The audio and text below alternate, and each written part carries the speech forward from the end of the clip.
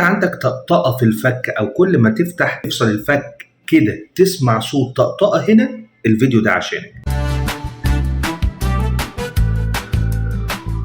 السلام عليكم، ايه الاخبار؟ ان شاء الله جميعا تكونوا في افضل حال وفي افضل صحه. في كام نقطه سريعه حابين نتكلم فيها واحنا بنتكلم عن التيبرومانديبولار جوينت ديسفانكشن او مشاكل الفكين. اول حاجه ان مشاكل الفك بيبقى ليها علاقه مهمه جدا بالماسل سبازم او بالشد العضلي اللي بيكون موجود بالنسبه لنا في الرقبه، وناس كتير وشريحه كتيره بيكون عندهم المشكله في الاساس للباد بوشر او الوضعيات الغلط. فممكن جدا يكون حد عنده مشاكل في الفك او طقطقه في الفك او خشونه في الفك، زي ما انت عايز تقول نتيجة بس الوضعيات الغلط في التعامل مع الراس والرقبة. وأشهر الوضعيات دي هي التعامل مع الموبايل بطريقة غلط. انت تبقى حاطط الموبايل لتحت كده وباصص براسك لتحت، وده بيسبب مع الوقت شد عضلي في الرقبة، ثم بعد ذلك مشاكل في الرقبة تنتقل بالنسبة لنا للفك. عشان كده واحنا بنتعامل في التأهيل العلاج الطبيعي من خطوط العلاج المهمة جدا في مشاكل الفك، لازم كمان نتعامل مع الرقبة ونتعامل مع الكتف ونتأكد ان هم ما فيهمش حاجة اسمها ميكانيكال ديسفانكشن او مشاكل في العضلات والاعصاب اللي موجودة في الرقبة واللي موجودة في الكتف، لان لو الاتنين دول موجودين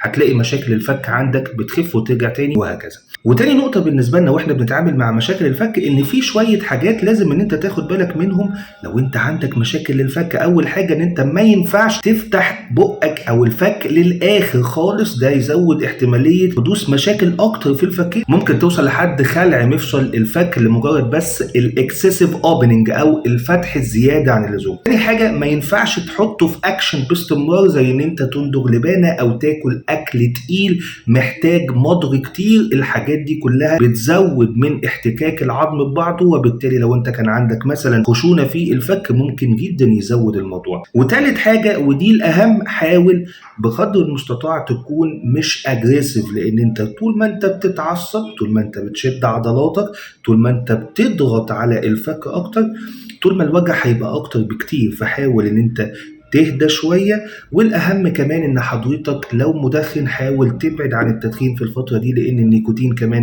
هيزود معانا المشاكل وهيضغط على الأعصاب أكتر وأكتر، وهيزود حالة التنشن مع حضرتك، وممكن يزود معانا من مشاكل الفك. ونقطة أخيرة لازم نقولها، مشاكل الفك مش مشكلة سهلة ومش مشكلة صعبة بأمر ربنا سبحانه وتعالى، بس الأهم بالنسبة لك إن أنت لو عندك أي مشكلة في الفك لازم في الأول تعرف إيه المشكلة دي. اكشف عن دكتور الأسنان، عن دكتور جراحة الوجه والفكين whatever، وبعدها العلاج الطبيعي مهم جدا جدا جدا. واحنا بنتعامل مع معظم مشاكل الفكين مثلا باستثناء مشاكل الخلع وهكذا اللي بتحتاج الجراحه يمكن، ثم بعد ذلك بيحتاج العلاج الطبيعي والتأهيل. فاهتم بنفسك، ولو عندك مشاكل في الفك وهكشف بسرعه، وربنا سبحانه وتعالى يتم شفاك على خير. لو الفيديو عجبك اتمنى تعمل متابعه وتعمل قلب وكومنت بدعوه حلوه وتصلي فيها على سيدنا النبي عليه الصلاه والسلام.